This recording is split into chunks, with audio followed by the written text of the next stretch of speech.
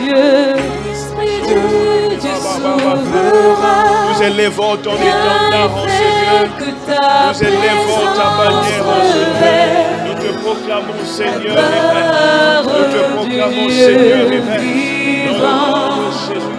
Esprit de Dieu, viens révéler la gloire de Dieu. Esprit de Dieu, Esprit de Dieu souverain, viens et fais que ta présence révèle la gloire du Dieu vivant.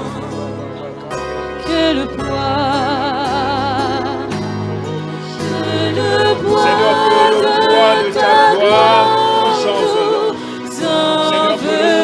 gloire nous enveloppe. Seigneur, nous voulons que ta gloire soit manifeste en ce lieu. Nous voulons que le Saint-Esprit soit libre de se mouvoir en ce lieu. C'est le nom de Jésus que nous voulons élever en ce lieu. C'est le nom de Jésus que nous voulons établir sur nous. Que le poids de ta gloire tombe. Que le poids de ta gloire tombe. Tu vas prier pour ton cœur. Tu vas prier pour ton cœur. Tu vas demander au Seigneur de véritablement te parler. Tu vas demander au Seigneur de te donner la parole de Dieu. Tu vas demander au Seigneur de te donner un esprit de sagesse et de révélation dans ta connaissance. Tu vas dire au Seigneur que dans tout ce qui va être dit, tu veux recevoir ta part. Tu veux recevoir ta part dans le nom de Jésus-Christ, le Seigneur.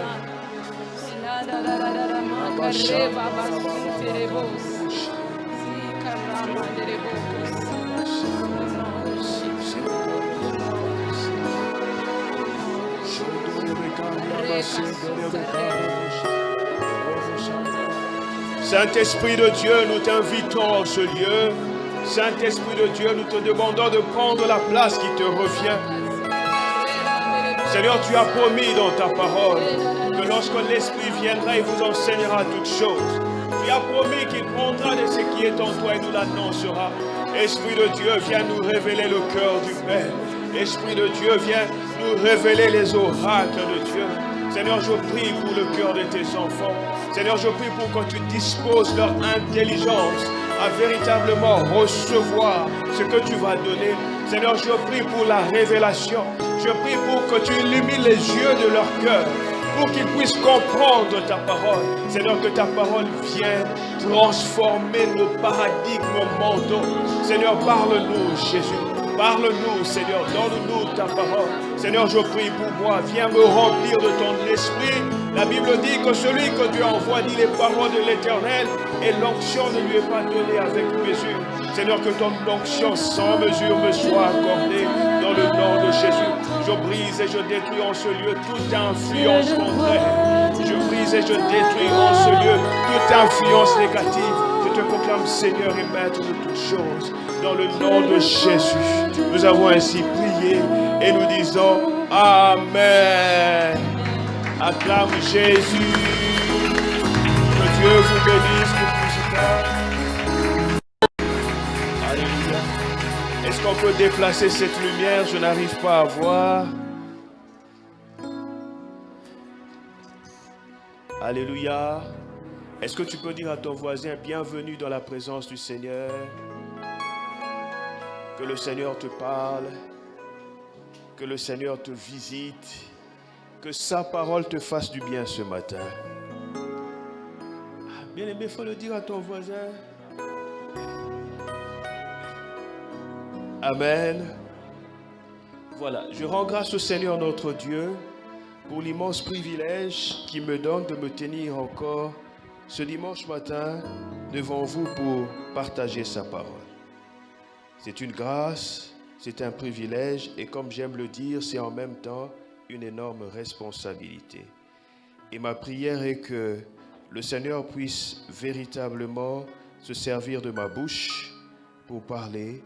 Ma prière est que le Seigneur m'aide dans sa grâce à véritablement transmettre fidèlement ce qu'il a déposé dans mon cœur. Amen. Voilà donc, le thème que je m'en vais partager avec vous ce matin s'intitule « serre la parole de Dieu dans ton cœur. Est-ce que tu peux le dire avec moi? Serre la parole de Dieu dans ton cœur. Amen. Voilà, il faut serrer la parole de Dieu dans notre cœur, c'est important. Serrer la parole de Dieu dans nos cœurs. Bien-aimés, vous savez, on ne devient pas chrétien parce qu'on est membre d'une église. Nous ne sommes pas chrétiens parce que nous participons de manière assidue dans des réunions d'église. Nous ne sommes pas chrétiens parce que nous sommes membres d'un département. Nous devenons chrétiens le jour où nous acceptons Jésus comme Seigneur et Sauveur personnel. C'est ce jour-là que nous naissons de nouveau et que nous devenons enfants de Dieu. Et quand on devient enfant de Dieu, quand on commence à marcher avec Dieu, contrairement à ce que la plupart des gens peuvent penser, la vie chrétienne n'est pas un long fleuve tranquille. La vie chrétienne n'est pas une vie comme si on était en train de marcher sur un tapis roulant. La vie chrétienne est une vie où, qu'on le veuille ou pas, on passera par beaucoup de zones de turbulence. Qu'on le veuille ou pas, dans la vie chrétienne, dans la marche avec Dieu, il va nous arriver de passer par des situations extrêmement difficiles, des situations extrêmement compliquées. Et cependant, il y a des moments où, quand on passe par des situations difficiles et compliquées, nous avons souvent l'impression d'avoir tout fait et que rien ne change concernant notre situation précise. Et je suis sûr que tu es probablement concerné par ce que je suis en train de dire dans un domaine précis de ta vie. Tu as peut-être reçu déjà une prophétie, tu as peut-être reçu une vision claire de la part de Dieu, mais cela tarde à s'accomplir, à se réaliser.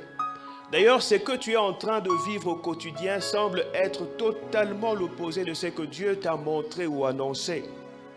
Tu as peut-être prié, tu as fait toutes sortes de jeûnes, le jeûne d'Esther, le jeûne de Daniel, le jeûne de Jésus, tous les jeûnes qui existent, tu as certainement eu à faire déjà, mais rien n'a changé.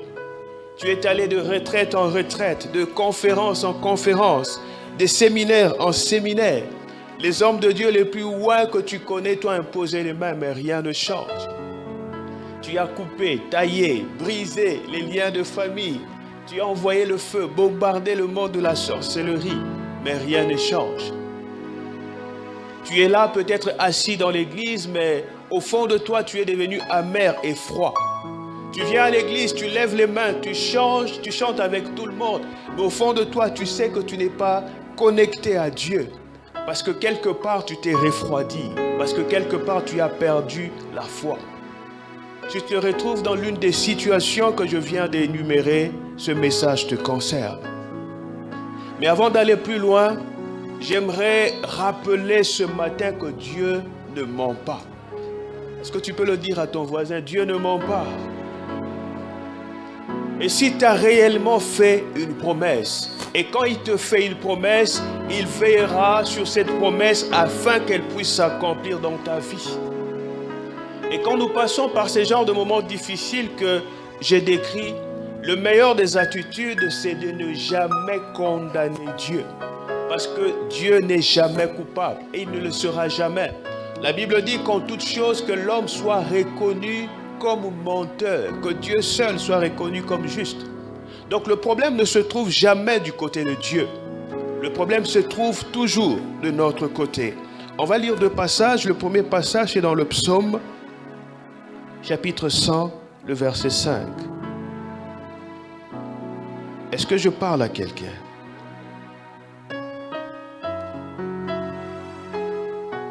Psaume, chapitre 100, le verset 5.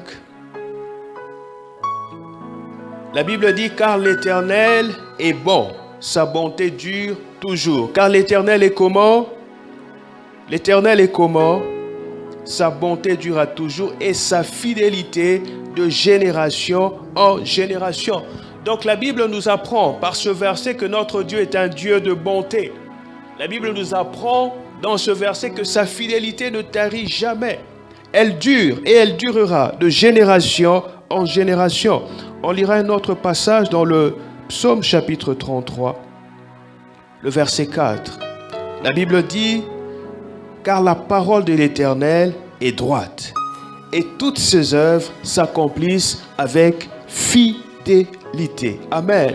Notre Dieu est un Dieu fidèle. J'aime beaucoup cette chanson qui dit que la fidélité de Dieu est solide comme un roc. La fidélité de Dieu est sûre comme une montagne. On peut s'appuyer sur Dieu. On peut compter sur Dieu. Sa fidélité ne dépend pas de nos humeurs. Même quand nous sommes infidèles, Dieu reste fidèle en son alliance. Alléluia. Bien-aimés, vous savez que vous pouvez confesser de votre bouche, dire que Dieu est fidèle, mais n'en avoir pas la révélation. C'est important d'avoir la révélation de la fidélité de Dieu. Parce que quand tu as cette révélation, ça va te donner de rester stable. Même quand tout autour de toi est instable. Même quand tout autour de toi est en train d'être secoué.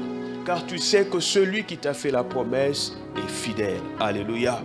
C'est-à-dire qu'il accomplira toujours sa parole à ton égard. Dieu ne peut évoquer aucun cas de force majeure pour ne pas accomplir la promesse qu'il t'a faite. Est-ce que je parle à quelqu'un? Alors, quelle est la première chose que chaque croyant doit apprendre à faire dans les temps difficiles? Quelle est la première chose? C'est la chose sur laquelle je vais insister. C'est s'approcher de la parole de Dieu. Est-ce que tu peux dire avec moi? C'est s'approcher de la parole de Dieu. On va lire Deutéronome, chapitre 8, du verset 2 à 3. Est-ce qu'on se communique ce matin? Deutéronome, c'est l'Ancien ou le Nouveau Testament? L'Ancien. C'est après quel chapitre? Quel livre de la Bible? C'est maintenant que tu cherches, hein? Deutéronome chapitre 8, les versets 2 et 3. La Bible dit ceci. Suivez bien la lecture, bien-aimés. Deutéronome chapitre 8, 2 à 3. J'aimerais que tout le monde, que chacun soit dans sa Bible. Deutéronome 8, 2 à 3. Je vais lire, suivez la lecture. Souviens-toi de tout le chemin que l'Éternel, ton Dieu, t'a fait faire pendant ces 40 années dans le désert, afin de t'humilier et de t'éprouver, pour savoir quelles étaient les dispositions de ton cœur, et si tu garderais ou non ses commandements. Verset 3. Il t'a humilié, il t'a fait souffrir de la faim, et il t'a nourri de la manne que tu ne connaissais pas, et que n'avaient pas connu tes pères, afin de t'apprendre que l'homme ne vit pas de pain seulement, mais l'homme vit de tout ce qui sort de la bouche de l'Éternel. Amen. Ce passage nous apprend que les temps difficiles sont des moments extrêmement importants. Ce passage nous apprend que les temps difficiles sont des temps extrêmement favorables pour le chrétien, parce que c'est des moments qui permettent de construire une relation durable avec Dieu. Malheureusement, quand les défis surviennent, certains chrétiens commettent l'erreur de perdre leur relation d'intimité avec Dieu. Alors que quand les défis viennent, les défis ont pour but de nous rapprocher de Dieu et de sa parole. Alléluia. Est-ce qu'il y a des gens dans cette salle qui croient en Dieu? Si tu crois en Dieu, lève ta main, le ciel va prendre une photo. Amen. Voilà. Dieu merci qu'il y a des gens qui croient en Dieu dans cette salle. Bien-aimé, si tu crois en Dieu, tu dois croire en sa parole. Jean chapitre 1, le verset 1 dit qu'au commencement était la parole, et la parole était Dieu, et la parole était avec Dieu. Ce verset nous apprend que Dieu et sa parole sont un. Donc quand vous tenez la parole de Dieu dans vos mains, vous tenez la sagesse la plus élevée de l'univers entre vos mains. C'est une sagesse qui est capable de faire des choses les plus extraordinaires. Mais très peu de personnes accordent de l'importance à la parole de Dieu. Très peu. On peut passer des heures et des heures à défiler sur TikTok, sur Instagram, mais très peu accordent du temps à la parole de Dieu. Dans les temps difficiles, il faut apprendre à rester connecté à la parole de Dieu. Alléluia. Vous savez, Dieu aime les temps difficiles. J'étais en train de dire que Dieu aime les temps difficiles. Je sais que nous n'aimons pas ça, mais Dieu aime les temps difficiles. Parce que les temps difficiles lui rendent les choses faciles. Alléluia. Alléluia. Dieu a tout créé par sa parole, tout ce qui existe. Et il faut rester connecté à sa parole. Je vais lire encore avec vous Hébreux chapitre 11, le verset 3. Est-ce qu'on se communique? Est-ce que je parle à quelqu'un? Hébreux chapitre 11, le verset 3. La Bible dit, c'est par la foi que nous reconnaissons que le monde a été formé par quoi? Le monde a été formé par quoi? Bien-aimés, prenez vos Bibles. Voilà. C'est par la foi que nous reconnaissons que le monde a été formé par la parole de Dieu. En sorte que ce qu'on voit n'a pas été fait des choses visibles. Alléluia. Dieu a tout créé par sa parole. Et aujourd'hui, Dieu ne change pas son principe.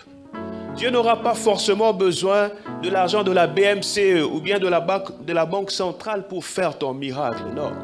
Dieu, il travaille toujours avec sa parole.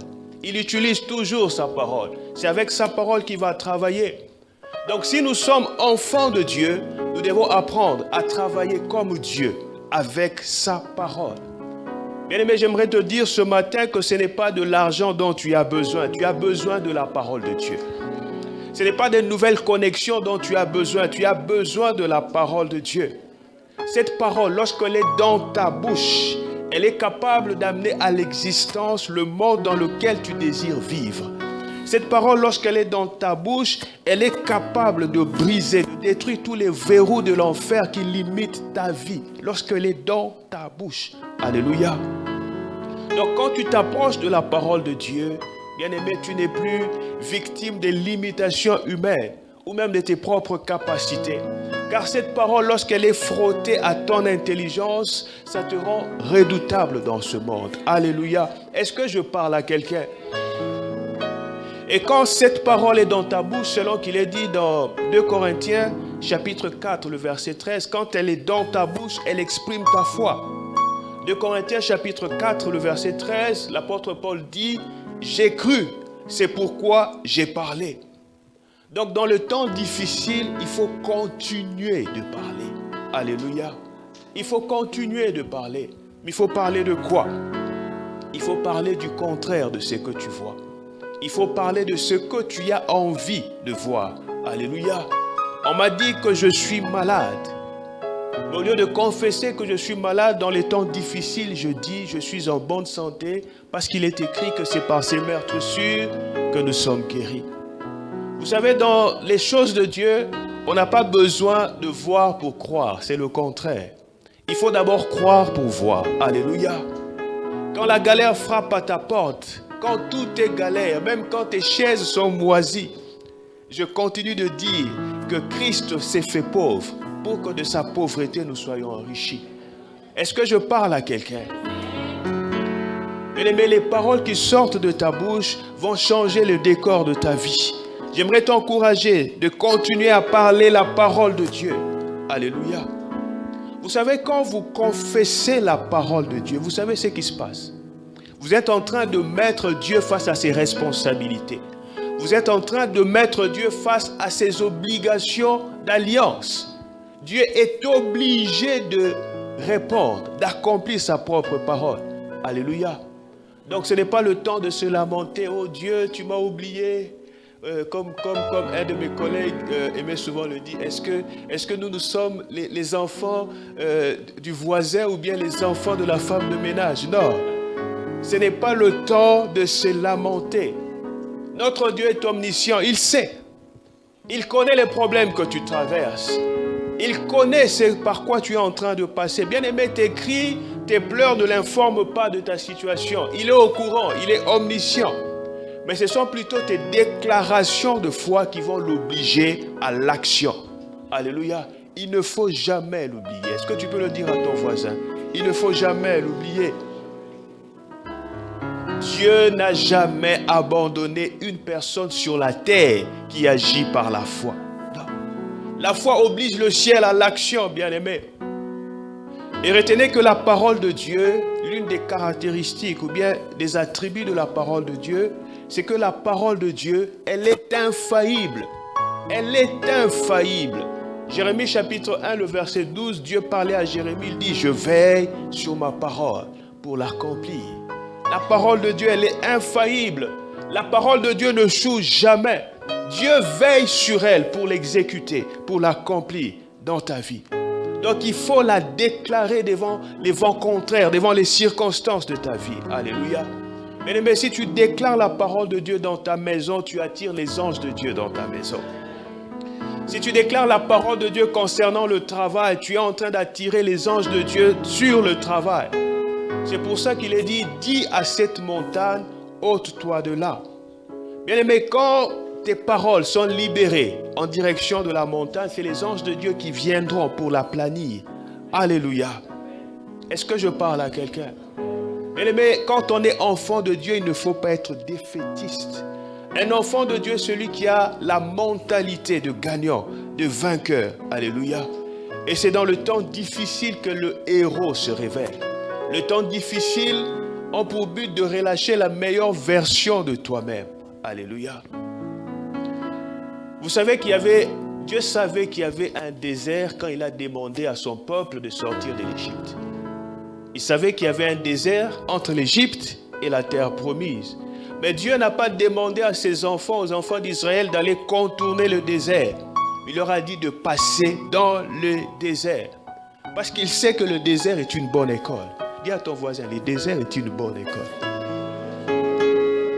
Dis à l'autre voisin, le désert est une bonne école. Dieu sait que tu ne peux pas apprécier sa grandeur en dehors du désert. Alléluia. Le désert est souvent un endroit formidable. Je sais que tu ne diras pas amen, mais c'est la parole de Dieu pour toi. Alléluia. Le désert est souvent un endroit formidable.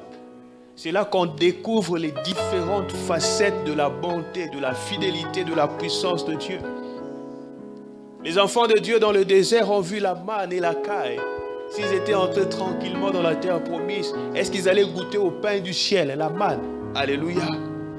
Dans le désert, il n'y avait pas de radef. Dans le désert, il n'y avait pas de régie des eaux pour amener l'eau. Mais Dieu était capable d'envoyer de l'eau dans le désert. C'est ça le grand Dieu. Alléluia.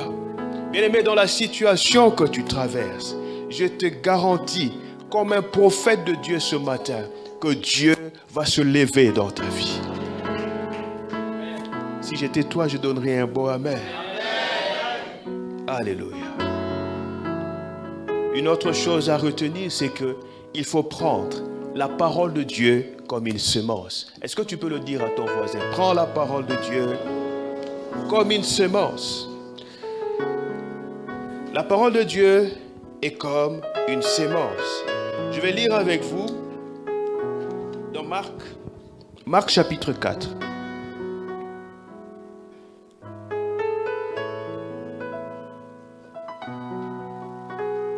Bien aimé, cette chair est dangereuse, il faut qu'on la change. Qui dit amen avec moi? Donc ça veut dire qu'il faut faire quoi? Voilà, donc on va amener la corbeille tout à l'heure. Marc chapitre 4, on va lire à partir du verset 24 jusqu'au verset 29.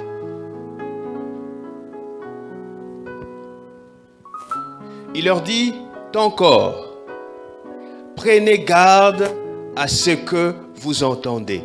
Prenez garde à ce que vous entendez. Est-ce que tu peux dire avec moi, prenez garde à ce que vous entendez? Prenez garde. Alléluia. Beaucoup d'entre nous, nos problèmes viennent de nos oreilles. Beaucoup d'enfants de Dieu cherchent à entendre n'importe quoi. Et ce verset nous interpelle. Prenez garde à ce que vous entendez. Bien-aimés, même quand vous entendez la parole de Dieu, il faut prendre garde. Amen. Parce que le diable a réussi à s'infiltrer même dans l'église. Prenez garde à ce que vous entendez. Alléluia. On continue la lecture. Prenez garde à ce que vous entendez. On vous mesurera avec la mesure dont vous vous serez servi. Et on y ajoutera pour vous. Car on donnera à celui qui a, mais à celui qui n'a pas, qu'est-ce qu'on fera? Qu'est-ce qu'on fera? On notera même ce qu'il a. Amen. On donnera à celui qui a. on donnera à celui qui a. À celui qui a quoi? Pour qu'on lui rajoute. Alléluia. Ici, il ne s'agit pas de l'argent. Ici, il ne s'agit pas de celui qui a, qui possède les maisons, les voitures. On donnera à celui qui a la parole en lui. Alléluia. Ça veut dire quoi? Ça veut dire que si vous avez investi la parole de Dieu en vous, on te donnera davantage. Celui qui garde la parole de Dieu en lui, il possède tous les trésors et toutes les richesses de Dieu. Est-ce que je parle à quelqu'un? On continue, le verset 26. Il dit encore, il en est du royaume de Dieu, comme quand un homme jette de la sémence en terre. Verset 27. Qu'il dorme ou qu'il veille, nuit et jour, la sémence germe et croît sans qu'il sache comment. Qu'il dorme ou qu'il veille, tu n'as pas besoin d'être alerte spirituellement. Bien-aimé, tu n'as pas besoin de savoir, de comprendre comment est-ce que Dieu est en train de faire. Quels sont les mécanismes qu'il est en train de mettre en œuvre. Non, tu n'as pas besoin de savoir par où Dieu va passer. Tu as juste besoin de constater ce qu'il aura fait. C'est tout. Alléluia. Qu'il dorme ou qu'il veille, ça ne change rien. Bien-aimé, je déclare sur ta vie que ce qui est sur le point d'arriver, tu vas le constater. Tu vas constater les œuvres de Dieu. Même si tu ne les as pas comprises, tu vas les constater dans le nom de Jésus. Versets 28 et 29. La terre produit d'elle-même d'abord l'herbe, puis l'épi, puis le grain tout formé dans l'épi. Et dès que le fruit est mûr, on y met la faucille, car la moisson est là. Alléluia. Car la moisson est là. Donc si la parole de Dieu est une sémence, je dois faire attention à la sémence. Vous savez, il existe plusieurs lois spirituelles, on avait commencé à étudier ça, et l'une des lois les plus importantes qui existent, c'est la loi de la sémence et de la moisson. Alléluia. C'est l'un des principes les plus importants, même dans le monde spirituel, même dans le monde physique. Aujourd'hui, les scientifiques n'arrivent pas à expliquer vraiment comment est-ce que la terre s'y prend pour prendre une graine. Par exemple, on peut prendre un pépin d'orange, on l'enterre, on l'arrose, et après quelques mois, on a un oranger. Alléluia.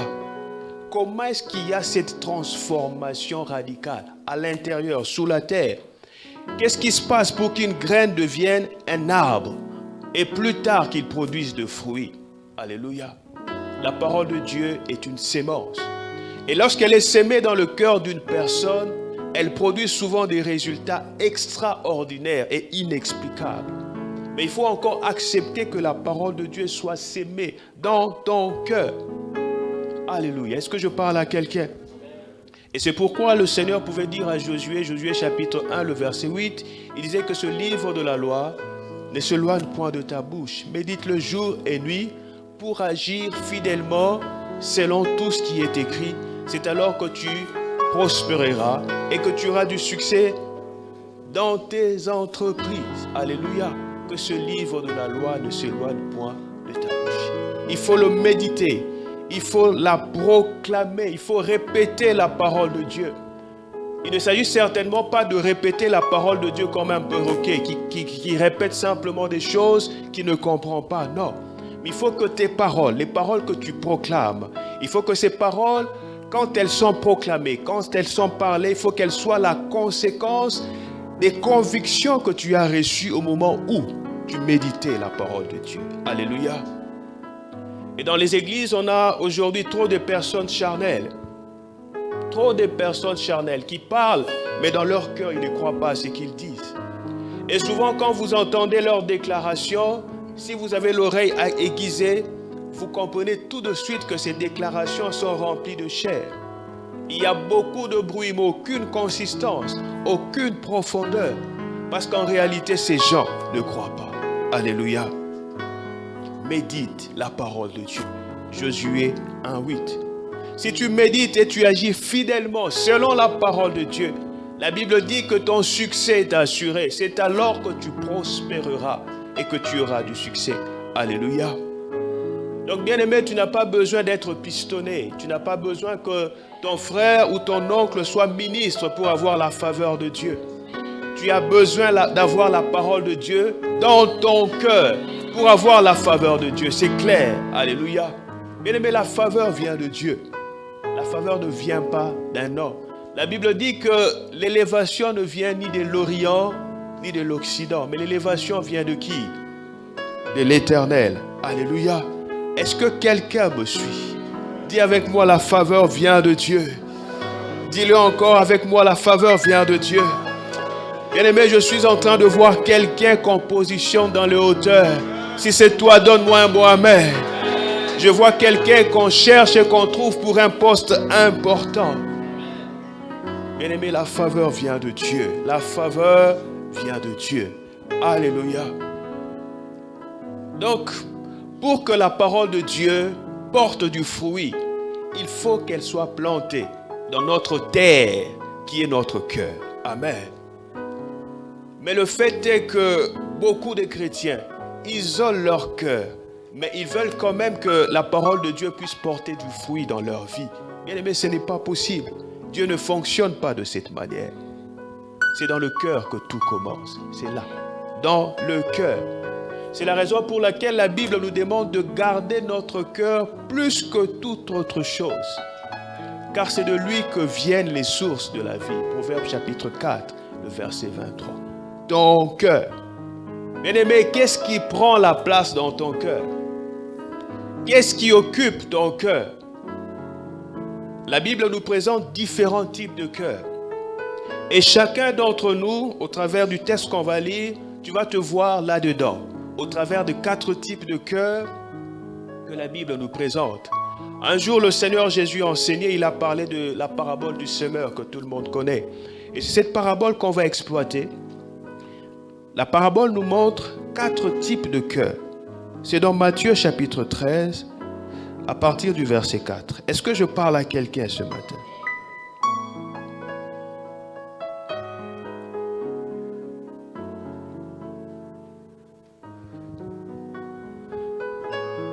Matthieu, chapitre 13, le verset 4. La Bible dit qu'un semeur sortit pour semer. Comme il semait, une partie de la sémence tomba le long du chemin. Les oiseaux vinrent et la mangèrent. Amen. Les oiseaux vinrent et la mangèrent. Bien aimé, quand vous voyez les oiseaux picorer, comme par exemple dans cette parabole, c'est le symbole des démons qui viennent voler les promesses de Dieu sur votre vie. Quand vous lisez la Bible, vous verrez que Abraham a dû chasser les oiseaux de proie qui venaient manger le sacrifice qu'il s'apprêtait à offrir au Seigneur. Alléluia. Mais les oiseaux ne peuvent voler les promesses, ta sémence, que lorsque la parole de Dieu est tombée le long du chemin. Est-ce que quelqu'un me suit? Et ce que j'aime avec Jésus dans cette parabole, c'est qu'il donne la parabole et il donne aussi l'explication. Alors, quelles sont les personnes qui sont comme ça? C'est dans le verset 19. La Bible dit, lorsqu'un homme écoute la parole du royaume et ne la comprend pas, le malin vient et enlève ce qui a été sémé dans son cœur. Cet homme est celui qui a reçu la semence le long du chemin. Alléluia. Donc ce sont les personnes qui ne comprennent pas la Bible, qui ne comprennent pas la parole de Dieu, qui sont comme ceux dont la sémence a été jetée le long du chemin. Et ils sont nombreux. Il y a des gens qui lisent la Bible mais qui ne la comprennent pas. Certains sont assis à l'église, on prêche la parole de Dieu, ils disent même Amen, mais ils ne comprennent pas ce qu'on est en train de dire. Et qu'est-ce qui se passe? Le diable vient voler les promesses lorsque tu n'as pas compris. Alléluia. Est-ce que quelqu'un me suit? Si tu n'as pas compris la parole de Dieu, le diable avec ses démons, ils viennent voler les promesses de Dieu. Si tu n'as pas compris que la richesse est pour toi, le diable viendra voler la richesse. Est-ce que je parle à quelqu'un? Si tu n'as pas compris que Dieu est capable de t'élever, même dans cette nation, le diable viendra voler ton élévation. Est-ce que je parle à quelqu'un? Si tu n'as pas reçu la révélation de ta guérison, le diable viendra la voler. Il va venir la voler parce que tu n'as pas compris. Donc la clé, c'est de comprendre. Alléluia. Parce que si tu ne comprends pas, le diable vient voler. Mais combien de personnes prennent le temps pour prier pour leur cœur? Combien de temps? Combien de personnes prennent leur temps pour prier pour leur cœur? En disant, Seigneur, donne-moi un cœur qui comprenne tes voies. Seigneur, aide-moi à comprendre ta parole. Aide-moi à la garder, à la comprendre. Combien de personnes prennent le temps? Bien-aimé, il faut prier pour la qualité de ton cœur devant Dieu. Est-ce que tu peux le dire à ton voisin? Il faut prier pour la qualité de ton cœur devant Dieu. On continue. Est-ce qu'on me comprend? On va lire les versets 5 et 6. Un autre type de cœur. Une autre partie tomba dans les endroits pierreux, où elle n'avait pas beaucoup de terre. Elle leva aussitôt, parce qu'elle ne trouvait pas un sol profond. Verset 6. Mais quand le soleil parut, elle fut brûlée et sécha, faute de racines. Il s'agit de qui? Versets 20 et 21. Celui qui a reçu la sémence dans les endroits pierreux, c'est celui qui entend la parole et la reçoit aussitôt avec joie. Mais il n'a pas de racine en lui-même. Dis avec moi, mais il n'a pas de racine en lui-même. Il manque de persistance. Et dès que survient une tribulation ou une persécution à cause de la parole, il lui trouve une occasion de chute. Amen. Bien-aimé, j'aimerais le dire et le répéter. Tu ne peux pas marcher avec Dieu et éviter les tribulations et les persécutions. La Bible dit que, or, tous ceux qui veulent marcher pieusement avec Christ seront persécutés. Bien-aimé, les persécutions font partie du bonus des bénédictions que Dieu nous donne. Je reprends. Bonus des bénédictions que Dieu nous donne. Alléluia. D'ailleurs, Dieu utilise la tribulation et la persécution pour notre distinction. C'est comme ça que Dieu procède. Alléluia. Bien-aimé, comment est-ce que Dieu va te distinguer s'il n'y a pas de persécution, s'il n'y a pas de tribulation? C'est pour ça qu'il est dit que le malheur atteint souvent le juste. J'aurais aimé que la Bible dise que le malheur atteint parfois, une fois en passant. Mais il est écrit que le malheur atteint souvent le juste. Mais j'aime beaucoup la suite. Mais le Seigneur l'en délivre toujours. Ça veut dire qu'il y a la certitude de la délivrance. Donc quand je passe par des tribulations, je n'ai pas à me plaindre pour dire « Dieu, où es-tu » Il s'agit plutôt de dire « Dieu, comment est-ce que cette fois-ci tu vas encore agir ?» Dieu, je suis là en expectative de la manifestation de ta gloire. Je sais que tu vas le faire, je m'attends à toi. Alléluia. Et la persécution et la tribulation ne doivent pas te faire reculer. Est-ce que je parle à quelqu'un? C'est ça la vie chrétienne. Mais est-ce que vous savez que à cause de l'évangile, certains ont été lapidés, certains ont été brûlés au bûcher, certains ont été sciés en deux, certains ont été tués. Est-ce que vous le savez, bien-aimés? Est-ce que vous savez que certains d'entre vous seront rejetés à cause de votre foi? Il n'y a pas d'amen. C'est la vérité. Alléluia. Certains d'entre vous, on vous fermera des portes à cause de vos convictions. Et si vous ne tenez pas ferme, bien-aimés, vous perdrez ce que Dieu en réserve pour vous. Les tribulations, les persécutions sont inévitables. Inévitables. Si tu veux être un enfant de Dieu. Alléluia. Est-ce que je parle à quelqu'un? Dans ton travail, par exemple, on met une liste des personnes à renvoyer. Et tu vois que ton nom figure dans la liste. Et quand tu vas voir ton patron pour discuter avec lui, il te dit, bon, rendez-vous à l'hôtel ce soir pour que j'enlève ton nom. Bien aimé, est-ce qu'on efface le nom à l'hôtel? Alléluia. Est-ce qu'on peut effacer le nom à l'hôtel?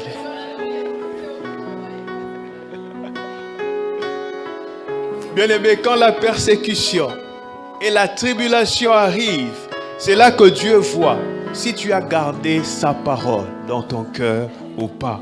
Est-ce que je parle à quelqu'un? Et si tu passes ton temps à faire des exits, hein, vous savez, exit, c'est la porte de sortie. Si tu passes ton temps à faire des escapades et revenir sur la piste, ne dis pas que non, Dieu n'est pas avec moi. Non, non, c'est pas ça. C'est toi qui n'es pas avec Dieu à cause de ton cœur. Est-ce que je parle à quelqu'un? Est-ce que je parle à quelqu'un?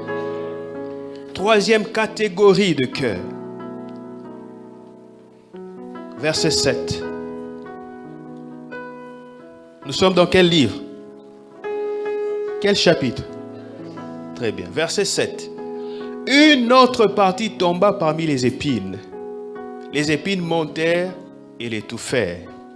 Le verset 22. Celui qui a reçu la sémence parmi les épines, c'est celui qui entend la parole, mais en qui les soucis du siècle et la séduction des richesses étouffent cette parole et la rendent comment? Infructueuse. Les soucis du siècle et la séduction des richesses. Alléluia. Bien-aimé, est-ce qu'on me suit ce matin? Si tu me suis, lève la main. Très bien. Donc si tu me suis, écoute très bien ce que je vais dire maintenant. Bien-aimé, écoute-moi très bien.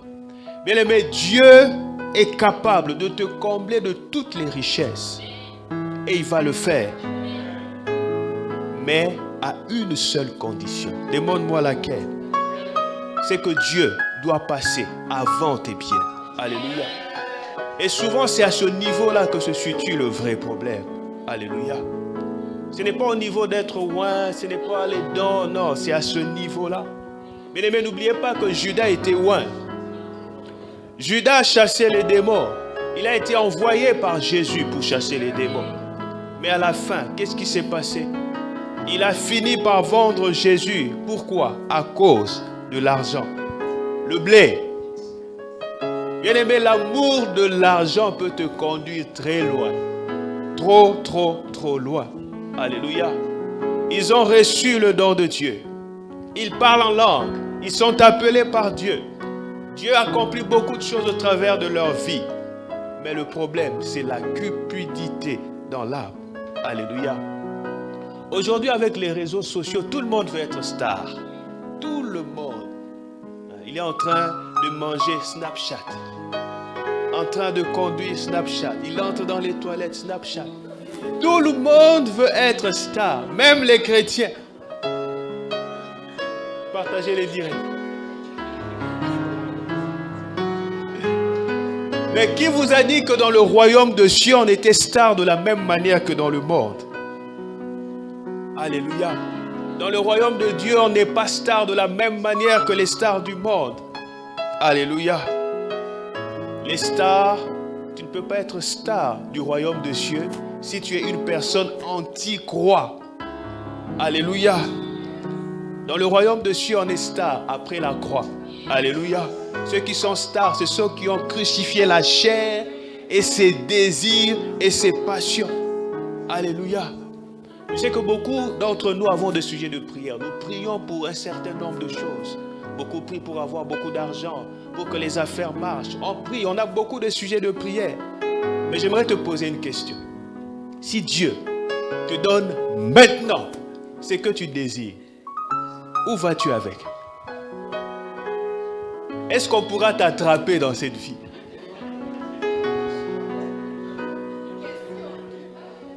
Alléluia. Donc, au lieu d'accuser les retards dans l'accomplissement de promesses, bien aimé, il faut plutôt examiner son cœur. Dis à ton voisin, examine ton cœur. Il faut passer ton cœur au scanner, à l'IRM spirituel pour voir à quoi il ressemble. Et il faut le traiter. Alléluia. C'est ça le plus important. Où est ton cœur? Tu as envie de prouver quoi à qui? Quand je vais porter la veste à l'église, on va me voir. Bien aimé, tu as envie de prouver quoi à qui? Alléluia. Vous savez, je prie beaucoup. Mais 90% de mes prières consistent à prier pour mon cœur. Je prie beaucoup pour le cœur. C'est ça la source. C'est ça la base. Alléluia. Mais le vrai problème, c'est que beaucoup viennent à l'église, mais ils restent pauvres au niveau de leur mentalité. Dès qu'on commence à te payer un salaire de 6 000 ou de 7 000 dirhams, on ne peut plus t'attraper. On commence à se tenir sur les grands chevaux. Et pourtant, ce n'est que le début, bien-aimé. 6 000, 7 000, ce n'est que le début. Alléluia. Mais déjà, on ne te voit plus le dimanche à l'église. Non, la semaine a été trop chargée. Bon, le dimanche matin, je dois dormir un peu, faire du sport. Alléluia. C'est la mentalité de pauvreté.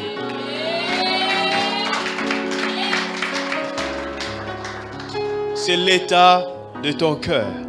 Alléluia. L'état de ton cœur. Quand le cœur est mauvais, quand les soucis de ce siècle nous poussent. Alléluia. Oh non, j'ai une voiture. Bon, tu as une voiture et puis quoi? Bien aimé, les autres ont de jet privé, mais ils choisissent de marcher à pied. Donc toi, à cause de la voiture là, en plus c'est occasion, on ne peut plus te parler. Alléluia. Il y a des gens qui sont zélés pour l'évangile, très zélés. Mais le but du zèle est qu'ils attendent quelque chose en retour. La Bible dit que heureux ceux qui ont le cœur pur, car ils verront Dieu. Alléluia. Quand ton cœur est pur, quand ton cœur est entièrement pour le Seigneur, c'est là que tu vas voir la main de Dieu dans ta vie. Est-ce que je parle à quelqu'un? Nous retournons dans Matthieu. Matthieu chapitre 13. Oh, la tablette est bloquée. Est-ce que quelqu'un peut nous lire le verset 8 et puis le verset 23?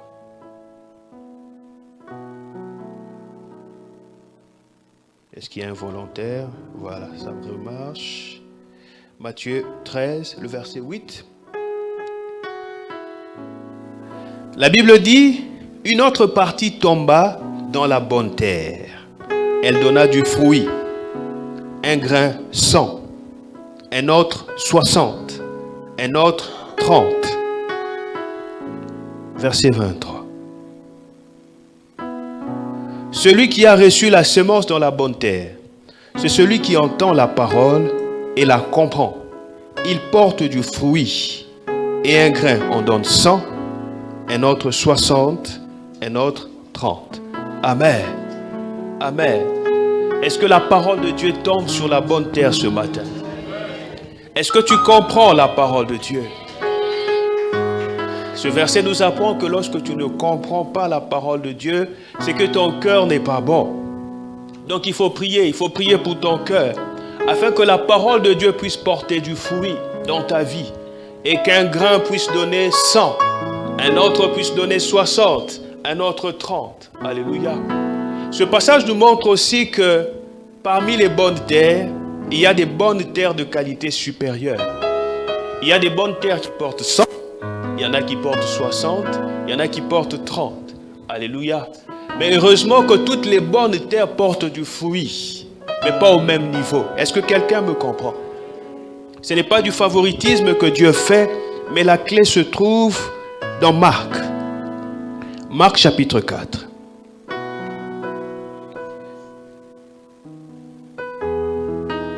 Marc chapitre 4, on lira du verset 24 au verset 29. Marc 4, 24.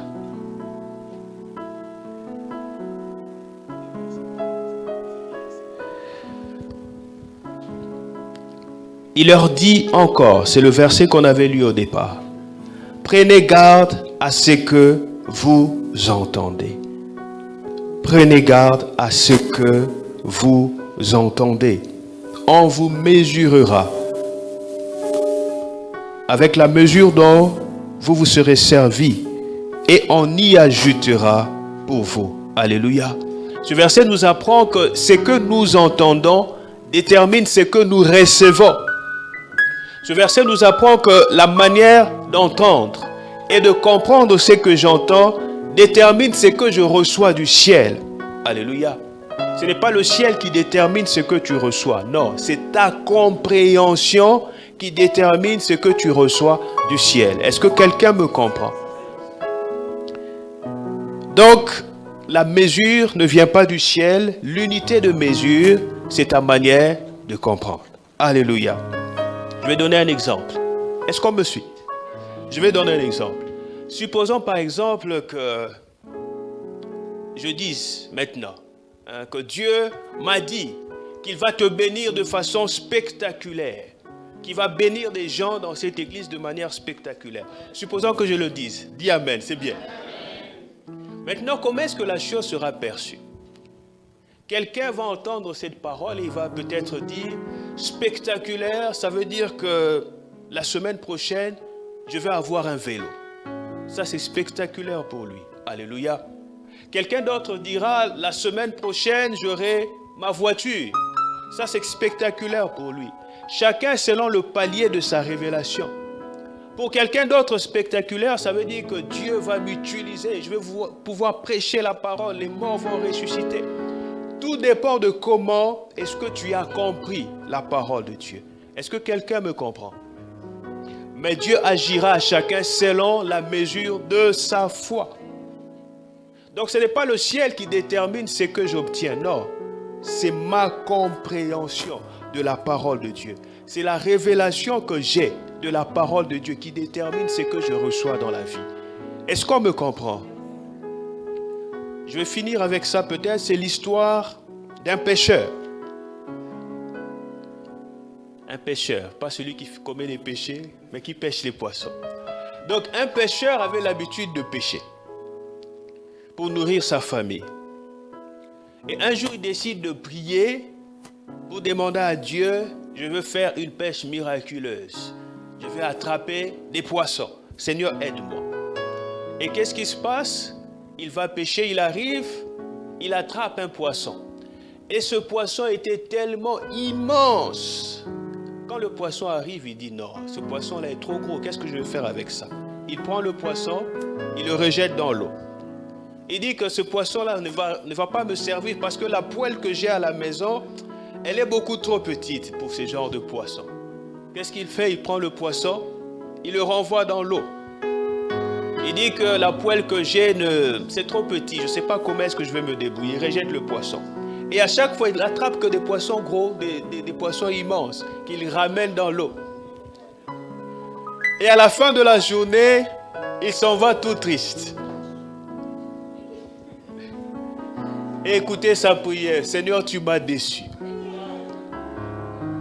D'habitude, j'avais l'habitude de pêcher, d'attraper mes poissons. Mais le jour où j'ai prié, je n'ai pas fait la pêche comme d'habitude. Alléluia. Ce qu'il a oublié, c'est qu'il a invoqué Dieu. Alléluia. Et quand tu invoques Dieu, le résultat ne peut pas être comme d'habitude. Est-ce que je parle à quelqu'un? Dieu ne peut pas te donner ce que tu as l'habitude d'avoir. Où est sa puissance? Alléluia. Il te donne ce que lui a envie de te donner. Vous savez pourquoi est-ce que Abraham n'a pas été exaucé depuis longtemps? Abraham demandait un fils. Dieu, ça ne l'intéressait pas de donner un fils à Abraham. Dieu voulait donner des nations. Dieu voulait donner une postérité à Abraham. Souvent, vous savez, c'est fermé parce que Dieu ne veut pas t'exaucer parce que les standards que tu lui imposes sont beaucoup trop petits pour lui. Des fois, Dieu, tu pries, il dit, bon, si ce n'est que pour ça, va voir ton voisin là, il va te donner ça. Il ne faut pas m'embêter avec ces genres de sujets de prière. Est-ce que je parle à quelqu'un? Ce que notre ami pécheur aurait dû faire, c'était quoi? C'était de changer de poêle, tout simplement. Tu ramènes le poisson, soit tu le découpes, ou soit tu changes de poêle. Alléluia. Bien aimé, on n'est pas obligé dans l'église d'avoir les mêmes manières de raisonner tout le temps. Souvent, les chrétiens viennent à l'église, mais leurs paradigmes mentaux sont souvent trop limités. On voit petit, on pense petit, on parle petit, on s'assoit petit, on rêve petit. Le problème n'est pas le ciel, mais ce sont les standards qu'on veut imposer au ciel. Alléluia. Est-ce que tu peux dire à ton voisin, il faut élever tes standards? Dis à ton voisin, il faut élever tes standards. Il faut prier pour élargir l'espace. Alléluia. La Bible dit que porte, élevez vos linteaux car le roi de gloire veut faire son entrée. Élevez vos linteaux. Quand Jésus-Christ veut arriver, il n'est pas obligé d'entrer par la porte que tu lui as imposée. Non. Il dit non, élevez vos linteaux. La porte est trop petite pour que j'entre. Alléluia. Il dit laissez les nains entrer. Moi je suis les géants de toute éternité. Quand je veux entrer quelque part, j'élève les linteaux. Alléluia. Est-ce que quelqu'un me comprend? Bien-aimé, je vois Dieu embarrasser ta destinée par une provision exceptionnelle. Reçois-le dans le nom de Jésus. Est-ce que tu peux te lever? On va prier. Est-ce que quelqu'un m'a compris ce matin? Est-ce que quelqu'un m'a compris? Si tu m'as compris, est-ce que tu peux acclamer le Seigneur?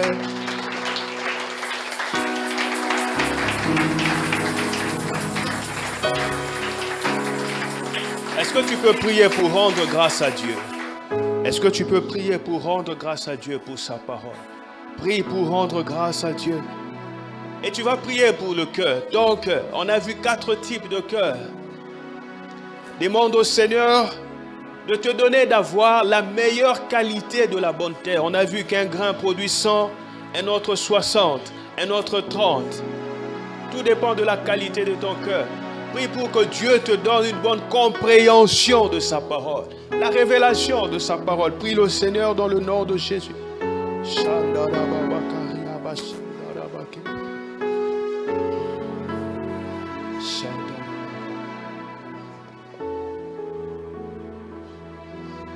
Prie le Seigneur dans le nom de Jésus.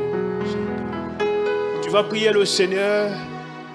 Bien-aimé, si tu as eu à faire des escapades, des exits à cause de moments difficiles, tu vas confesser ce péché devant le Seigneur et tu vas prendre la résolution de te repentir.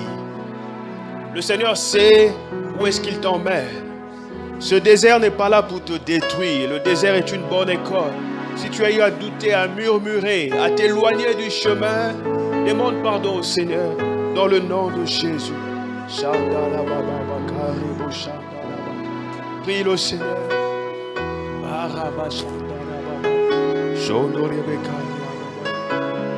J'aimerais prier.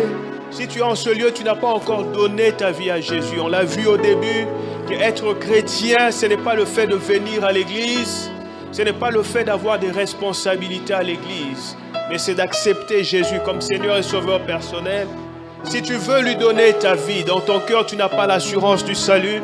Est-ce que tu peux venir rapidement pour qu'on prie avec toi, pour régler cette question?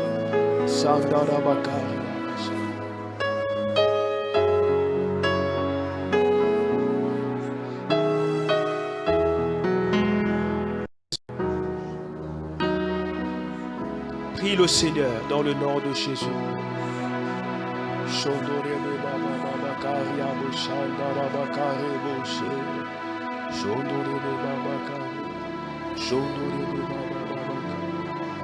Nous te rendons gloire et chante avec moi, nous levons nos mains, nous levons nos mains.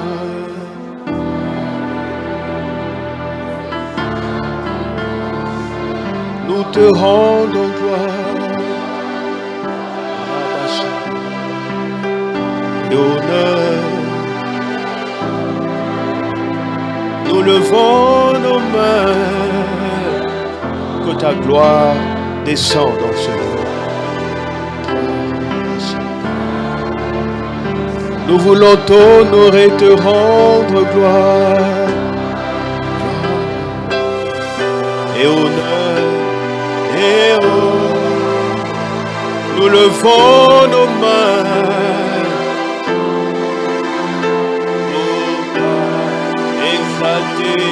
Exalté, tu es grand, Jésus est grand, Seigneur tu fais.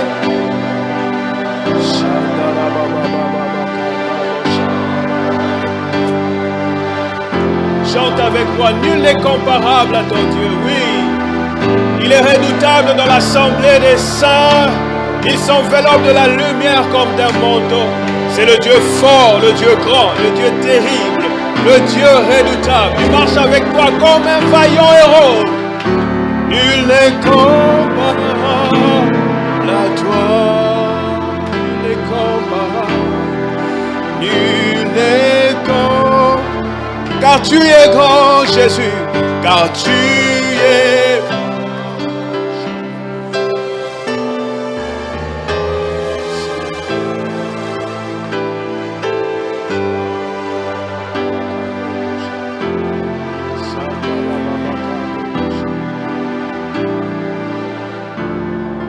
Tu vas prier le Seigneur.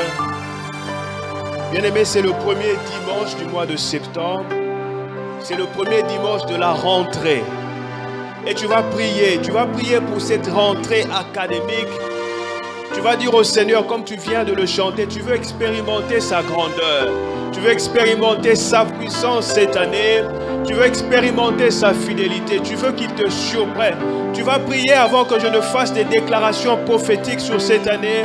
Toi-même, tu vas prier. Tu vas demander à Dieu ce que tu veux voir cette année.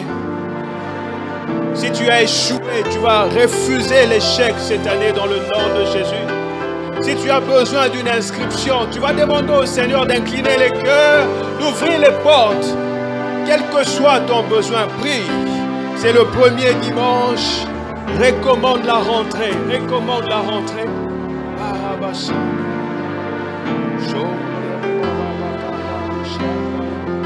Entends nos prières, Seigneur. Entends nos prières, Jésus. Entends nos prières. Entends nos prières. Entends-nous t'invoquer ce matin. Entends-nous chercher ton visage. Révèle-toi à chacun d'entre nous. Révèle-toi à chacun de tes enfants. Donne à tes enfants d'expérimenter tes bontés, ta fidélité qui ne se brise jamais. Dans le nom de Jésus. Dans tous les domaines de notre vie. Alléluia. Je veux faire un certain nombre de déclarations prophétiques sur ta vie. Et si tu veux les recevoir, tu diras simplement Amen. Ce sont des déclarations, des paroles qui vont t'accompagner durant toute cette année académique. Dans le nom de Jésus. Je déclare et je décrète et j'établis sur ta vie l'accomplissement des desseins arrêtés par les hauts conseils de Dieu à ton égard dans le nom de Jésus. Je prie pour que le Dieu puissant, le Dieu qui a marché avec notre père Abraham, le Dieu qui a été fidèle avec Isaac dans le moment de sécheresse, le Dieu qui a marché avec Jacob chez Laban et qui l'a affranchi avec des biens, que ce Dieu te délivre, que ce Dieu te délivre, que ce Dieu marche avec toi dans le nom de Jésus. Je prie pour que le Dieu qui a marché avec Salomon et qui lui a rendu visite, que ce Dieu soit avec toi. Que ce Dieu te visite dans le nom de Jésus. Et que la puissance de sa gloire, on puisse compter ton nom parmi les noms des personnes qui tiennent et qui portent avec honneur le nom de la postérité d'Abraham. Reçois-le comme ton partage dans le nom de Jésus. Afin que ton témoignage puisse éblouir plus d'un. Et que dans ta génération, on te prenne pour référence dans le nom de Jésus. Dans le nom de Jésus. Je déclare que même quand les autres diront que ça ne marche pas, que ta vie soit la preuve du contraire, dans le nom de Jésus.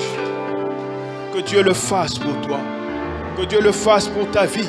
Enfin qu'on se rende compte que Dieu n'est pas seulement le Dieu des Américains, qui n'est pas seulement le Dieu des Européens, mais aussi le Dieu de cet Africain qui vient de nulle part, capable de faire des choses incroyables avec les choses qu'on a pris de la boue, dans le nom de Jésus. Sois celui qui va rendre cette parole vraie. Il prend l'indigent de la boue pour le faire asseoir dans la même table que les grands.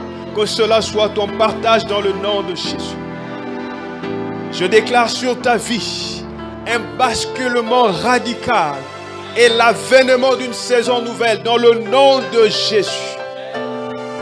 Je déclare que parce que tu as pris la résolution ce matin d'aller à la rencontre de ton Dieu, de l'entendre te parler, de lui obéir et de le laisser les rênes de ta vie, de changer ton cœur en bonne terre, de dépouiller de ton être toutes les choses qui ne le glorifient pas. Je déclare que le Seigneur te surprendra en cette saison dans le nom de Jésus. je parle sur ta vie. Et je déclare que tout ce qui bouchait tes oreilles spirituelles tombe au nom de Jésus. Je déclare que le Seigneur te permet d'entendre distinctement, clairement sa voix dans le nom de Jésus. Le Seigneur t'accorde la grâce de marcher dans une gloire sans pareil. J'annonce que les trésors de Dieu qui est en toi explosent dans ta génération dans le nom de Jésus. Je déclare que celle qu'on appelait la délaissée, la stérile, elle enfantera dans le nom de Jésus. Celui qu'on disait faible reçoit la force de Samson, car l'Éternel est avec toi. Que sa gloire soit avec toi dès aujourd'hui et à jamais. Que le Seigneur satisfasse ton cœur de la manière la plus profonde et totale dans le nom de Jésus. Je déclare que les cris de ton cœur est écouté par le ciel. Ça ne sera pas un cri de douleur, ça ne sera pas un cri d'angoisse, ça ne sera pas un cri de doute, ni un cri de lamentation, mais un cri de passion pour Jésus. Un cri de passion, qu'il en soit ainsi dans le nom de Jésus. Le Dieu qui a fait fleurir la verge d'Aaron dans le lieu très saint, à cause de ta présence en ce lieu. Je déclare que tout ce qui est sec et mort en toi reprend vie dans le nom de Jésus. Je déclare que Dieu déclenche pour toi, par ta foi, un cycle de bonheur qui ne s'arrêtera plus jamais, à cause de la révélation de Dieu dans ton cœur, dans le nom de Jésus. Qu'il en soit ainsi, qu'il en soit ainsi. Je déclare que c'est fait, c'est établi. Et je déclare qu'aucune parole qui n'est sortie de ma bouche ne tombera à terre sans qu'elle n'ait accompli son effet dans ta vie.